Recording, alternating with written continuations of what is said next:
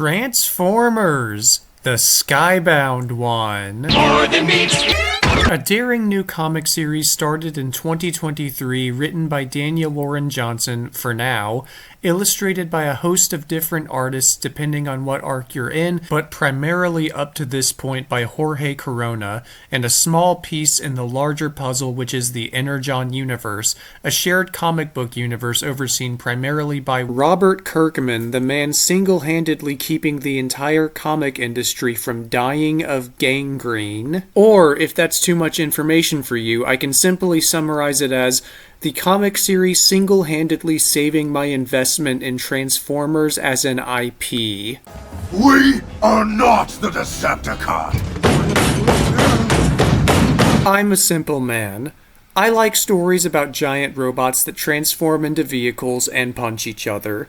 And as such, I have a very low threshold for what will make me like a Transformers story. There are really only 6 or 7 pieces of Transformers media that are genuinely good. In terms of TV shows, there's Beast Wars, Animated, and Prime. In terms of film, there's the '86 movie, the first Bay film Bumblebee, and Transformers 1. In terms of video games, there's the War for Cybertron games. And in terms of comics, there's anything Simon Furman wrote, More Than Meets the Eye, Last Stand of the Wreckers, and nothing else. 3 TV shows, 4 movies, 2 games, and a couple of comic series. In nearly 40 years of the franchise's history, trust me, I'm under no delusion about the state of this franchise. Now, if you have any knowledge of when these things released, you'll notice something. That thing being that the Bumblebee movie and Transformers 1 are the only 2 Transformers things to come out in the last 10 years that I actually thought were good. And that's because Transformers has been in something of a slump for the last decade.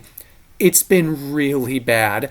The best Transformers has been able to muster recently in the TV sphere is mediocre, and the best they've been able to muster in comics is...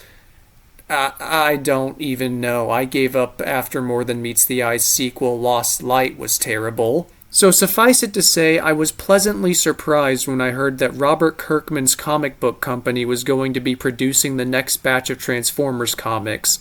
The writer of The Walking Dead and Invincible overseeing a new Transformers comic continuity?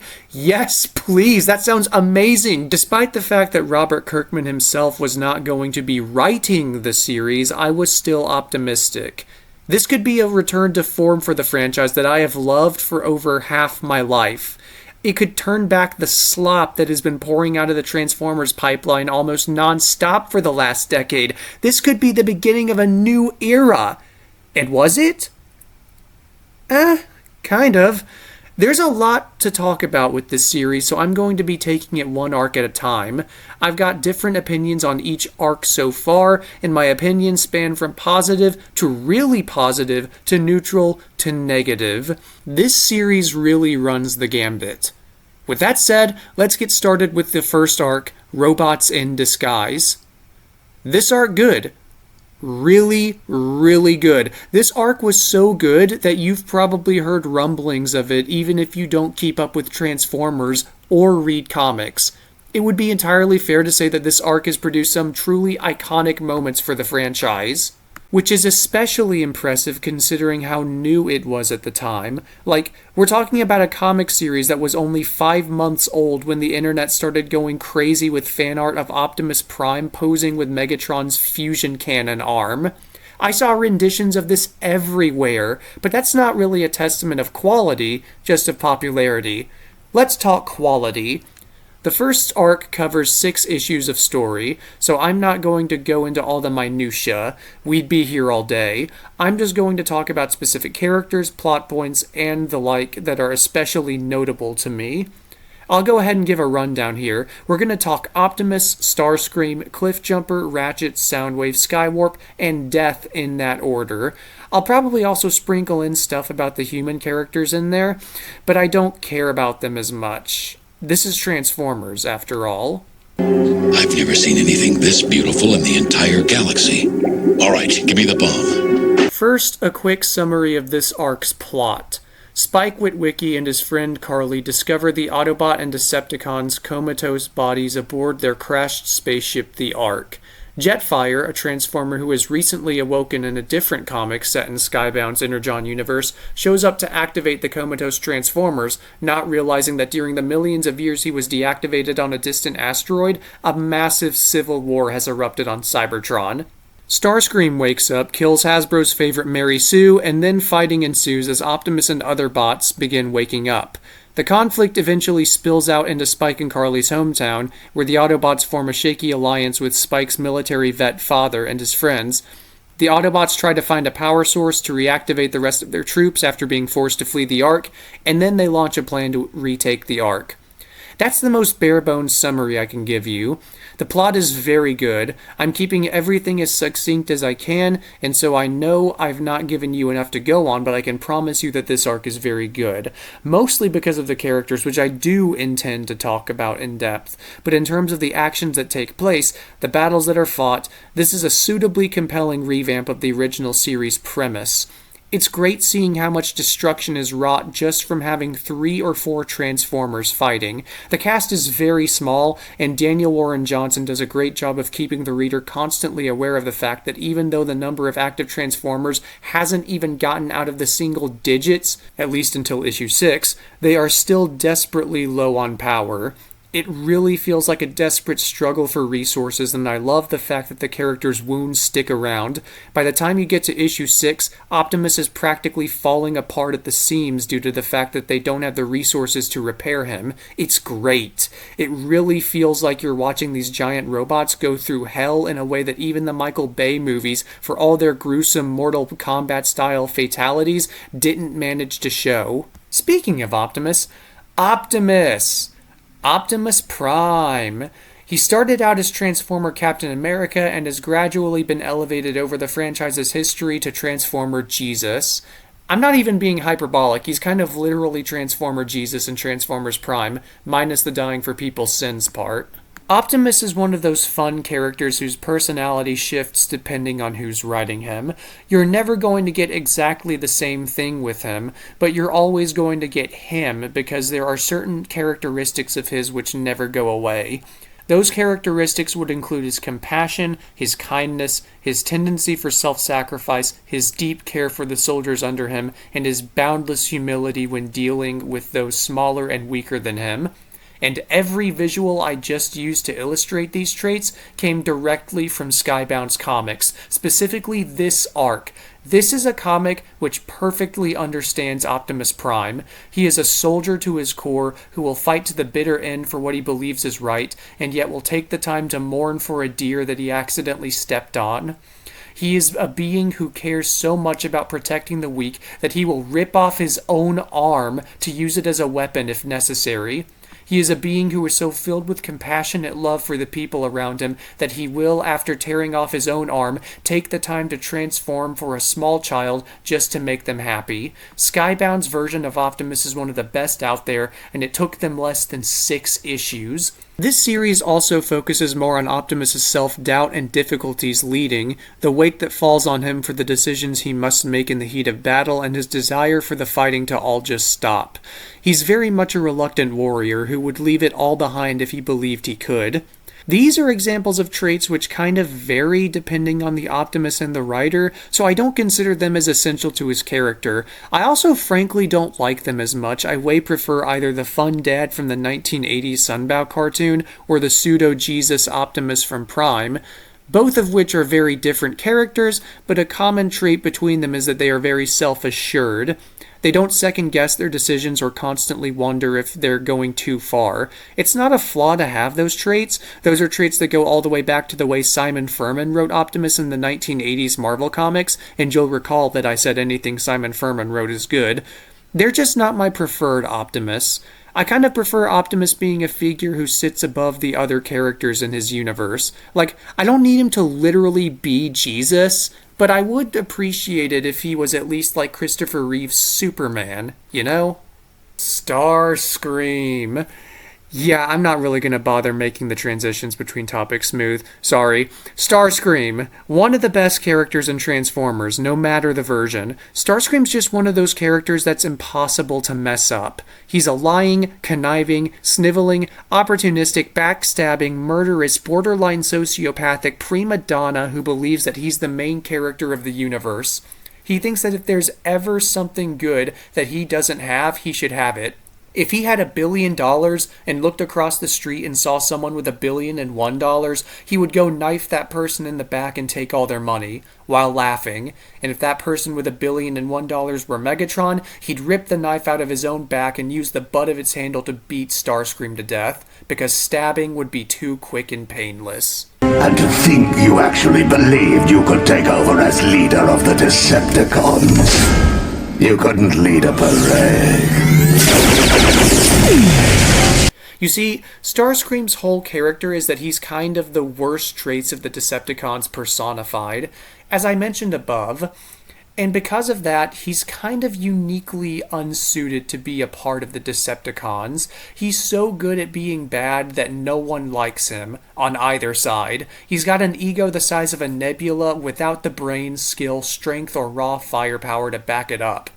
And this comic series, like Optimus, perfectly captures that. Starscream is sadistic, impatient, selfish, backstabbing, all of the traits you could think of for a truly loathsome villain, and more. He kills humans for fun because he likes how easily they break. He prioritizes which Decepticons get brought back to life based on how useful he thinks they'll be to him, while blatantly disregarding the others. In front of the very soldiers he's supposed to be winning to his side, he literally kills, more on that later, his own soldiers for spare parts. He's a delightfully fiendish villain who is desperately in need of a boot to the face, but he's also clearly in over his head. He's not a good leader. He just wants to be leader. He has no idea what to do with the authority he has. He's just glad he has it. Like Optimus, this is a perfect rendition of Starscream. Cliffjumper!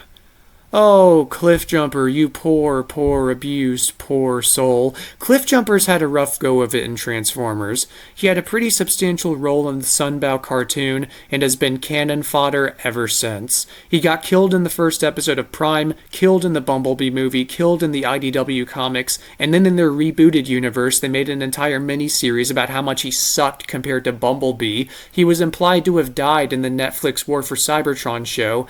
He's died a lot. And it doesn't help that he's basically just Bumblebee but red. That kind of contributes to it. Sort of like how no one cares about Raichu because Pikachu is Pokemon's mascot.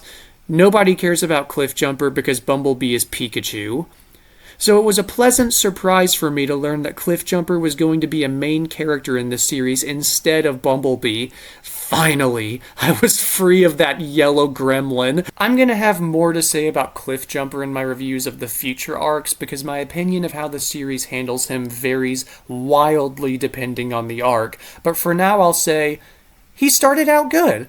I like his portrayal in the first 6 issues. Cliffjumper in the original series was portrayed as a hothead. He hated the Decepticons so much that it sometimes became a liability. He almost got other Autobots killed over his grudge with the Decepticons, twice. One of those times was because he became convinced that another Autobot, Mirage, was a Decepticon spy and just immediately decided, without any proof, that he needed to be killed.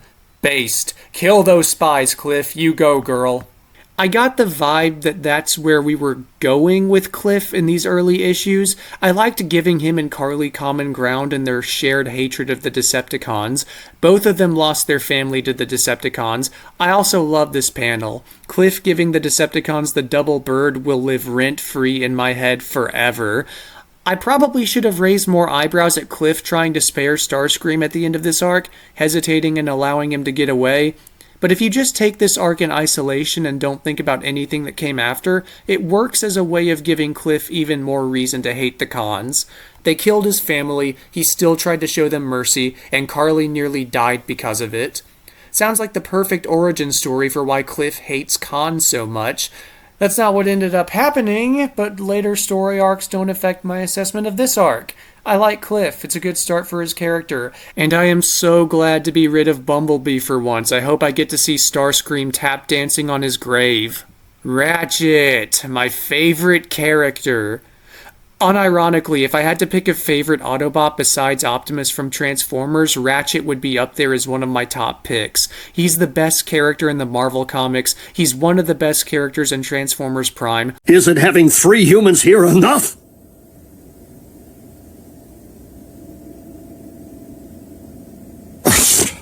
He's the best character in IDW. He's the best character in animated. Ratchet's like Starscream. It's kind of impossible to do him wrong. He's also unique in that he's one of the characters in Transformers whose personality is not at all set in stone. In the 80s, he was a fun, chill, down-to-earth medic who liked to party and was kind to everyone. In the Bay movies, he's older and stuffier, still kind of a goofball, but a much more stereotypical doctor type. In Animated and Prime, he's an old, cranky, complainy shut-in who just wants everyone who's not named Optimus Prime to leave him alone. But underneath the cold, complainy, standoffish, insulting, mean-spirited exterior, he's got a heart of gold and will do anything to protect his fellow Autobots and any humans under their care. Skybound Ratchet is kind of a mix of these different personalities. He's clearly younger, he's not nearly as opposed to fighting as his animated or Prime counterparts are. He's very business-minded, focused on the task at hand, and doesn't seem to have the same penchant for complaint that his older counterparts have. But he's got the same bite that all versions of Ratchet have. Ratchet was described in his original toy bio as one of the few Autobots willing to talk back to Optimus Prime. This trait usually manifests as him having a sarcastic wit, making dry comments about both Optimus and the other Autobots, but here it manifests as just straight up arguing. He doesn't agree with the way Optimus does things, and he will make it clear if he thinks it's important. I love this. I love having characters that are close enough to Optimus who know him well enough to push back against him. They won't get swept up in his personality and go along with things just because he's Optimus Prime. He has to sell them on what he's planning. Ratchet is one of those characters, and it's a personality trait that makes him invaluable as a cast member. His disapproval of Optimus's focus on the humans to the detriment of his own health is a plot point that I can't wait to see be built up in future arcs.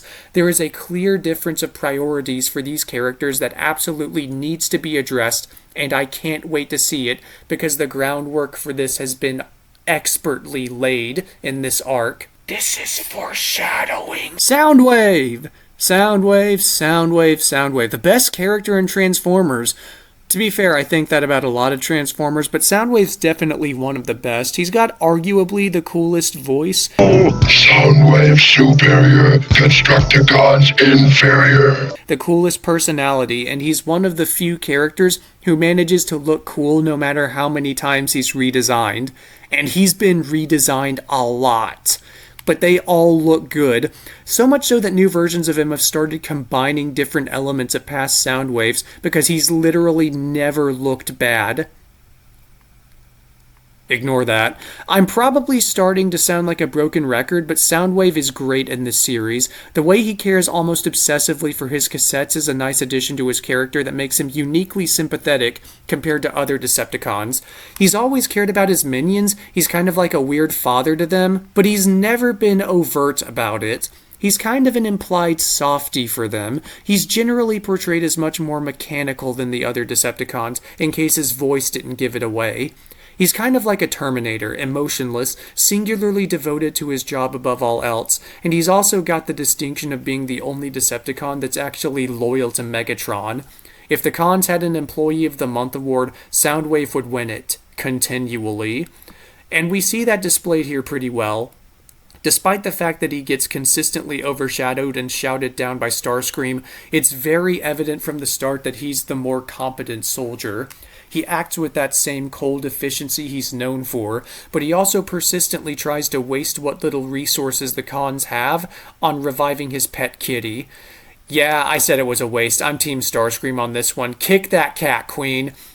There are really only a few things you need to get right with Soundwave, because he's a much simpler character than most everyone else. He's smart, he's dangerous, he's loyal to Megatron, and he likes his pets. And his children. Okay, so we didn't get that last one so much. Frenzy gets a nice little taste of British dental care from Optimus Prime, and Soundwave never really reacts to the fact that his son is dead. It's not ever brought up. Daniel Warren Johnson has said that he killed off Frenzy immediately because he didn't want to have to deal with fans arguing about whether or not Frenzy was blue or red. For those of you who actually have lives and don't know what I mean when I mention Frenzy being blue or red, to put it simply, the original 1980s TV show somehow managed to completely screw up the colors of Soundwave's cassette minions, Rumble and Frenzy. Their toys have Frenzy in blue and Rumble in red, and the Marvel comic also did this, but the cartoon somehow got them mixed up and made Rumble blue and Frenzy red, and for the last 40 years the Transformers fandom has been in a perpetual civil war about which version of their colors are actually canon. It's one of the best examples of nerd nonsense that doesn't matter, but it matters to us, myself included. Frenzy is blue, Rumble is red, but Daniel Warren Johnson likes the cartoon, so he used the cartoon's colors instead, and he killed the hell out of Frenzy just so that he wouldn't have to listen to people try to correct him about the color schemes. Well, too bad. I'm correcting you now, Johnson. You got the colors wrong, and now there will never be peace in the Middle East because of it, so thanks a lot, man. Where was I? Oh yeah, Soundwave. Basically what I was going to say was Johnson killing off Frenzy so quickly, just to sidestep complaints about his colors, actually kind of hurts Soundwave as a character. Like, Johnson doesn't care about Frenzy for good reason, to be fair. Rumble's the one that actually matters. Frenzy's just a glorified background character in the original series, but Soundwave cares about him. He cares about all his minions, but he doesn't care here, apparently. It's not a major blot on his character, but it is a blot. Let me get back to the positives real quick. At the end of this arc, Optimus tries to get Soundwave to agree to a truce. Soundwave hesitates, but then slaps the hand of peace away and retreats with the other cons. This is good. Part of Soundwave being one of the more competent cons in most depictions of him means that he's also one of the more reasonable ones, usually. But his loyalty to Megatron would ultimately trump that reasonability, just as it does here.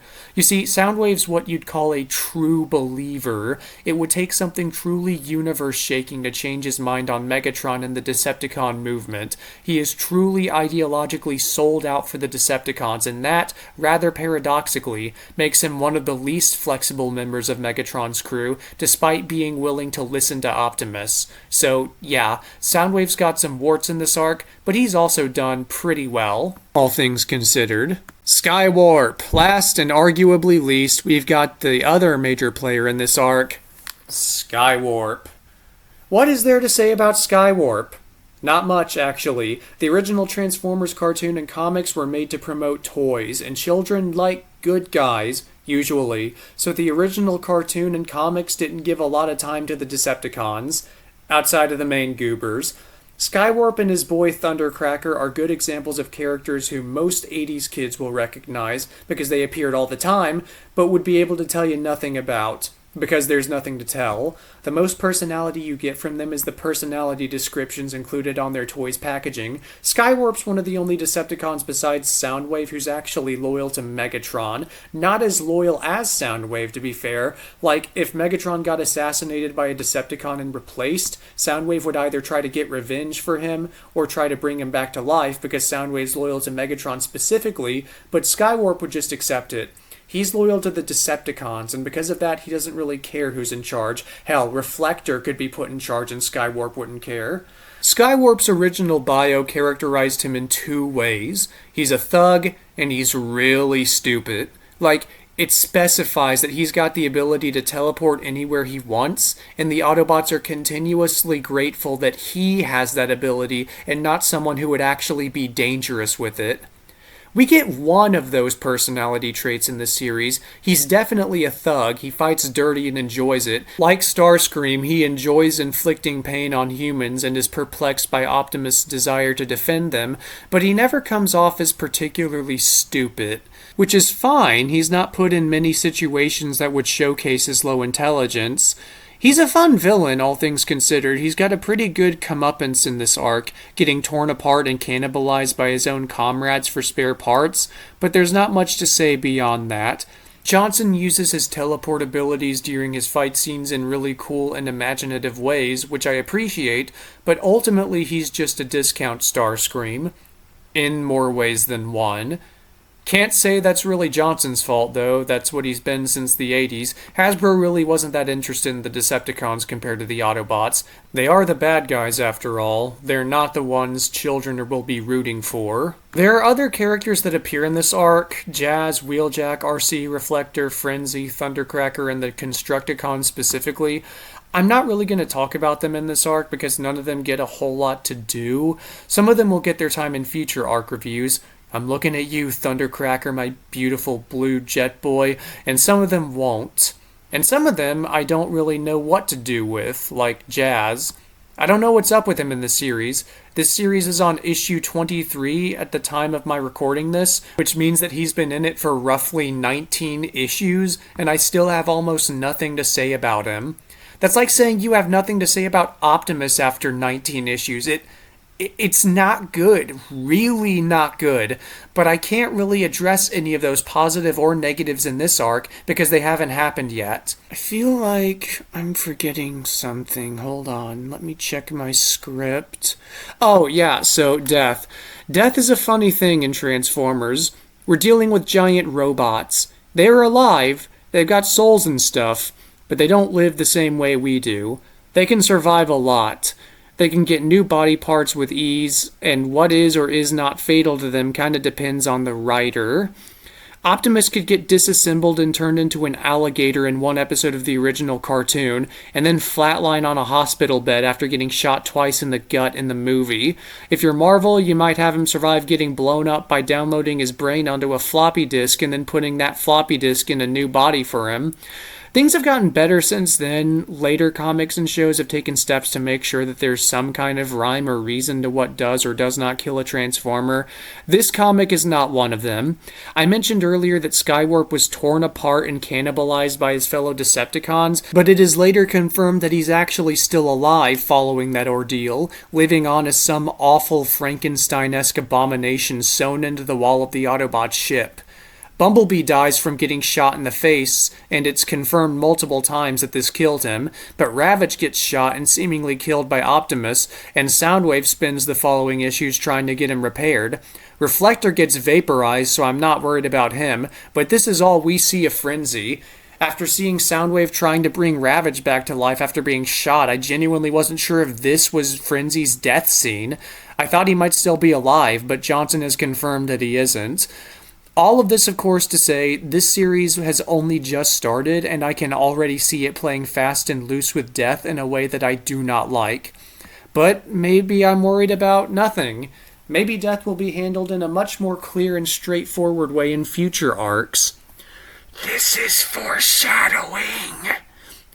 Anyway, I'm done. There's no way anyone stuck around this long for my Transformers review. I wish I could tell you that this is a one-off thing, but it's not. I'm going to be making more reviews of this series. Sorry, thanks for watching. Bye!